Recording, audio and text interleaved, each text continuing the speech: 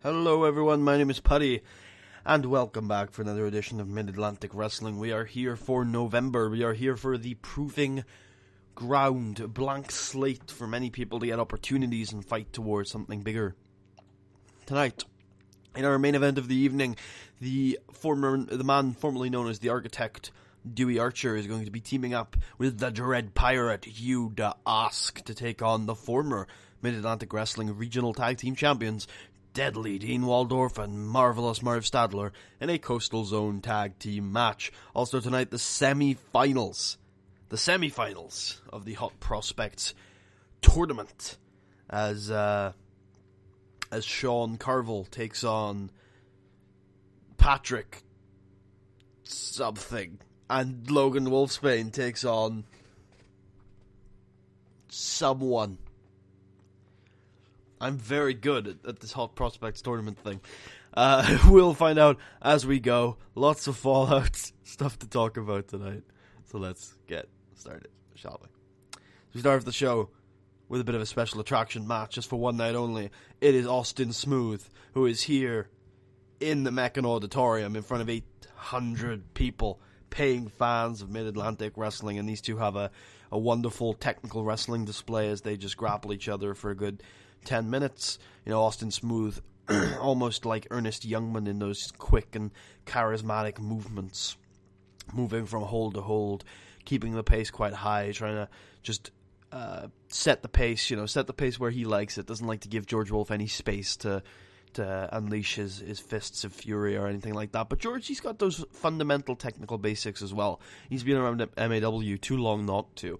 And he holds his own. He can escape from a few holds, lock in his own, really. And it's just a really nice kind of down-to-earth, nothing too fast, nothing too extravagant, just a nice little technical match where both men are trying to wear the other guy down. And eventually it is George Wolf who manages to hit his patented spear for the 1-2-3, and George Wolf gets a very impressive victory tonight. Haven't seen him in a couple of months. He's been in Japan, recovering from the defeat to Scythe. Very nasty defeat. Both men were brutally battered, really, in that match. And George Wolf said, "You know what? I'm going to take a few months off, head out to Japan, come back, scores a victory. Maybe he's back on track. We'll have to see." Dewie Archer is in the interview area, and he says, "Tonight I have to team with somebody who I have never teamed with before. The Dread Pirate, Hugh the Aske." I don't like Ernest Youngman. I don't agree with him often, but I gotta say, I don't like this pirate thing. I don't like this gimmick, this game that he likes to play. But I'll give him a chance, and I'll work with him tonight in a Coastal Zone tag team match, because hell, it means I get to have a singles match with Deadly Dean Waldorf again. And I beat Deadly Dean so badly a couple months ago that I think I should be able to take the series home myself. But Hugh, don't fuck up. As we move into the first semi-final match, as Logan Wolfsbane defeats Curtis Campbell. Oh my god, Logan defeated the guy who I couldn't remember the name of. Oh my, what a surprise. Just some technical wrestling, not necessarily hold for hold, but like stance for stance, like they're trading, positions where they're looking for suplexes, but they can't quite get them, and they start trading and stuff like that, and eventually Logan manages to pull off a belly to belly and pick up the victory to move into the finals of the Hot Prospects Tournament 2018, and he will be facing Sean Carville, who defeats Patrick Vincent in 12 minutes and 34 seconds by pinfall, with a trapping giant powerbomb, big powerbomb from the big lad, the energetic and heart-filled Sean Carville. He's going to be taking on one of the most technically proficient members of the tournament, that's Logan Wolfsbane, in the next episode in December, in the finals of the Hot Prospects Tournament 2017. As we move on to Island Boy Apollo, who comes out to the interview area and he says, I got beat badly. Where it all begins again. I lost the Mid-Atlantic Regional Championship, but it is not the first time that has happened. And everything I said before the match, nothing has changed. See, I was just off my game last month. I got to admit, Scythe is one hell of a competitor. He does not give up, and he does not get worn down. And if you fight him, you brawl with him. If you try and keep him down, if you try and out wrestle him, you're gonna lose. Because the man is a monster. The man is a specimen. He's a machine. And no matter what you throw at him, he'll just shrug it off and laugh. He seems to like pain and inflicting pain on others. But you know what? That's respectable. I disagree with it. I detest it, but it's respectable. You know why? Because it makes for an incredible opponent. And you know what? I still think I got one more match in me. I still think I got one more shot in me. And you know, American Elemental, you're going to get your shot next month.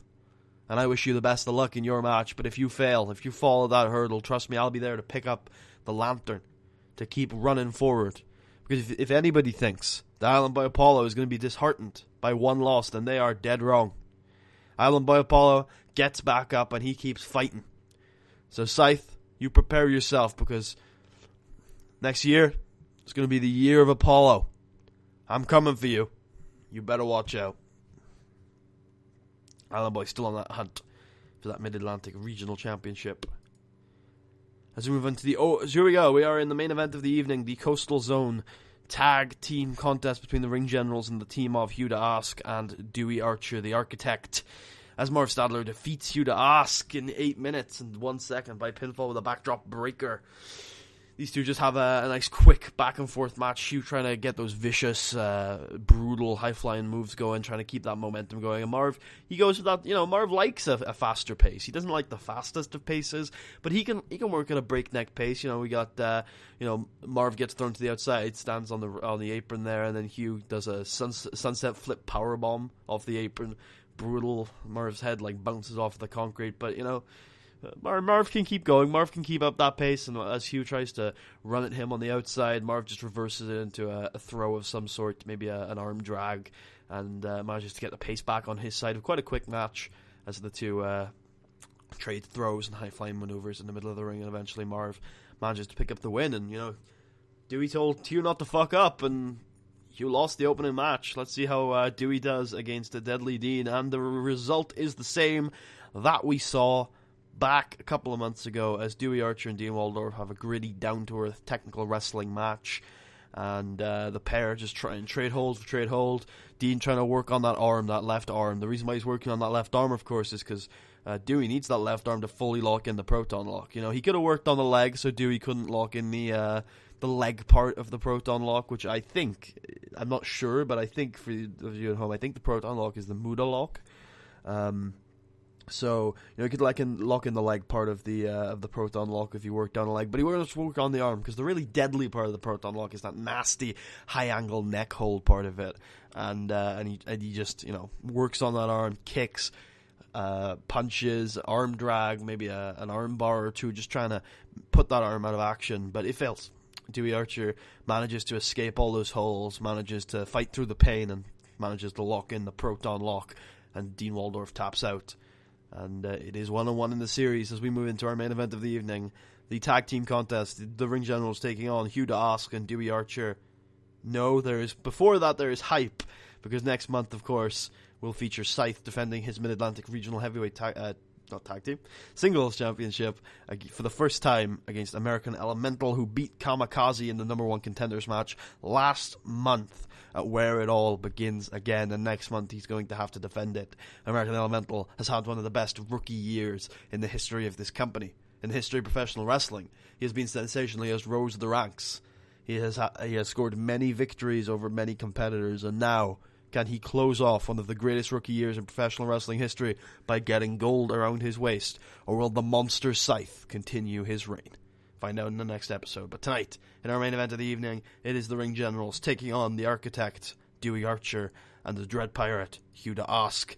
And a 58 C-, and about that good wrestling, and a decent reaction from the crowd. The Ring Generals do indeed defeat Dewie Archer and Hugh Aske in 23 minutes and 12 seconds, when Dean Waldorf defeated Hugh Aske by pinfall with a Waldorf salad toss. I like to think the heels in this team, the heel team is quite well suited for each other as tag partners. You got someone like Dewie in there who'll just wear someone down. He'll work them nice, and in fact, there's some parallels in this team. Obviously, Marv isn't as dynamic. He isn't as high octane as someone like Hugh Aske, but Marv's the fast guy. When the tempo is fast, Marv can keep up with it. Marv can do some damage.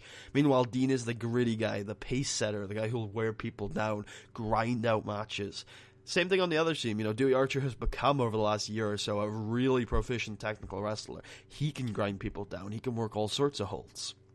If you want him to put a limb out of action, he can definitely pull that off. Meanwhile, Hugh Aske is this dynamic, brutal, yes, and willing to cut corners, but he is a high flyer. He hits those nasty kicks, those nasty sunset power bombs off of the apron, those nasty moves from high octane positions, and I like to think that Dewie does do a lot of the heavy lifting in this match, trying to work down Marv, trying to keep Marv isolated. Isolated is the word I was looking for. Try and keep Marv isolated, because of course if Dean's in there, you can't really grind Dean down. He's got enough escapism, he's got enough maneuvers to reverse you and put you in his own holes and set his own pace. So they're trying to isolate Marv, because Marv doesn't really like the really slow pace. He's okay with it, but he doesn't like it as much as like a medium pace, and so Dewie just works it to a halt. He's got like a headlock in, he's taunting the crowd like, yeah, fuck you, I'm just going to work a headlock. And he's just like keeping him in the corner. Every now and then we get a tag to Hugh, who pulls something big off. And then I like to think that they're going into like the finishing stretch, maybe, in about 15 minutes. They try to go into the finishing stretch. And Hugh comes in, he tries to put together a series of high-flying maneuvers, and he goes for something high-risk, maybe a shooting star press or something, and he misses. So Hugh's just fucked up, like, at this point, and Dewey's on the apron like, oh no, why did you go for a shooting star press? And he misses, and eventually Marv manages to get in the tag, and Dean's able to work down Hugh, and the opposite starts to happen. The ring generals isolate Hugh, and there's nothing Dewey can do. But Dewie, of course, he's no stranger to cutting corners. He'll just get in there when the ref's back is turned, try and pull Marv off the apron, maybe beat him down a bit. But in the end, Hugh does end up getting isolated, and ends up getting picked up with the Waldorf salad toss. So not the wheelbarrow bomb, so not the tag team maneuver. So maybe Dewie manages to get Marv on the outside, manages to work him down and stop him from getting involved. But in the end, Dean is just too much for Hugh to handle, and the ring generals pick up the win. And after the match, they get on the mic. And they say, Devil May Care, we have to respect you. This is Marv. We have to respect you. You beat us fair and square last month. You're willing to put your bodies on the line. You're willing to throw everything at winning a match. And we respect that, because it makes you strong tag team competitors. There's no denying that. There's absolutely no denying that. But what you're looking at right now is the most decorated tag team in the history of the territories. You're looking at the five-time New York City Wrestling Tag Team Champions, the former Confederation of the Territories World Tag Team Champions, the former Mid-Atlantic Wrestling Tag Team Champions, the former Sam Keith Classic winners. You're looking at the greatest tag team on the independent scene today. And we're not going to sit there and take it. You've got something that belongs to us. You've got the Mid-Atlantic Regional Tag Team Championships, and we want them back. So you know what? As much respect as we want to give you, and we do, we want to give you all the respect in the world. We want our rematch, and we want it next month at the Night of the Champions. And we want it not in a one-stop-shop match, not in a one-falls match, where anything can happen, where your Daredevil style, where your Devil May Care style can just get you a fluke victory. Again, all due respect, but that could happen in a one-fall match. No, we want to face you in a match that has been a feature of Mid-Atlantic Wrestling in 2018.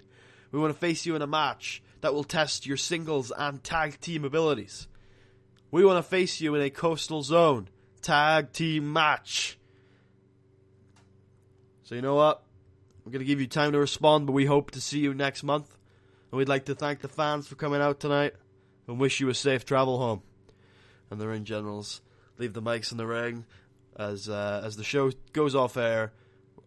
People start funneling out of the building, and the DVD stops recording. But on the picture of Dewey Archer just like staring bullets across the ring to Hugh Aske. So we end the show. I hope you guys enjoyed. If you did, please leave a thumbs up. Check out the rest of the series. Subscribe if you haven't already. If you're feeling especially generous and particularly like this reset episode, go ahead and check out the link to my Patreon in the description. And if you want the creative input on the series or want to hear me ramble, link to my Twitter is also in the description. And aside from that, I hope you guys did enjoy. I had a lot of fun. Of course, this is one of the more quieter episodes. I have actually already began some plans for 19. There are a few guys in the Hot Prospects tournament that I'm looking to take on full time. A few guys have impressed me a lot. And then I've also, the most exciting announcement is I've hired 2 new trainers. One of the things I've realized over the last 2 years or so, or maybe more specifically over the last 6 months, is one of the reasons why people didn't think the Mid-Atlantic Wrestling roster was as good this year as it was in 2013 is because it lacks what I thought were Tier 2 workers, but what actually it is trainers, right? Guys like Citizen X and Findlay and Mean Gene, I consider those to be Tier 2 workers, they were that was something that this year's roster was missing. It was the Tier 1 guys, and then everybody else was a jobber. Whereas what was actually missing, it wasn't the Tier 2 workers, it was the trainers. The guys who were older, the guys who were actually really good and could impart stuff. Another thing I noticed was that my main eventers and my projects here were getting a little stuck on certain skills. They were hitting a cap, and I checked my roster, and the reason probably was because nobody else on the roster had better at that than them. So I thought maybe adding some guys who were really good at a specific stat could help them to grow. So I've hired 2 guys who, at the beginning of the game, work for national companies, so they're very exciting to bring in. Sadly, they are quite expensive, and they are also very popular. So there might come some issues with them not jobbing.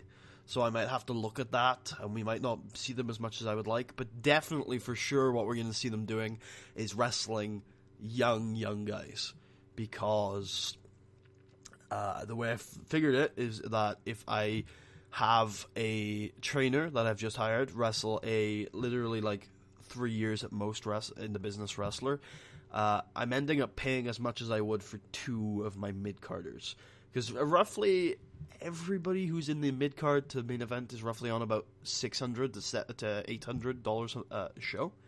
The guys that I've brought in are on around $1,500 per show. They're very, before I hired those guys, nobody on the roster was paid more than $1,000 a show. Everybody was under $1,000 a show. So I'm bringing them in about $1,500 a show.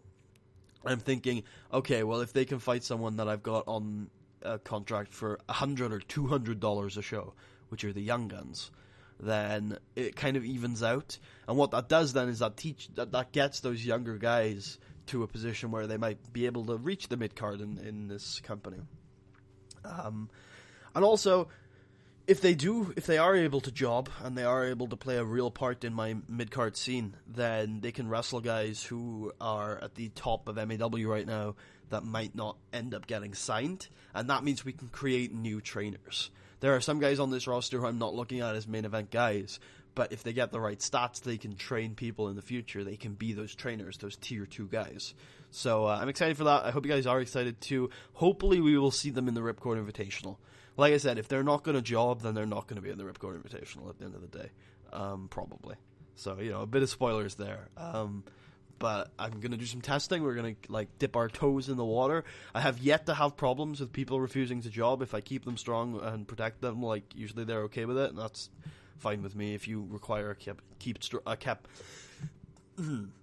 If you require keep strong, then I'm completely able to respect that demand. It's yeah, okay, we'll keep you, we'll protect you, we won't bury you.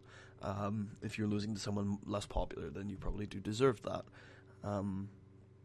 But these guys are way more popular than anybody we've ever had in before, so a little bit. I'm going to be a little bit more cautious. Anyway, thanks for sticking through my ramble. If you're still listening. And I hope you do join me for the next episode, the final show of 2018. Whew, oh boy, time goes so fast. I'll see you guys then.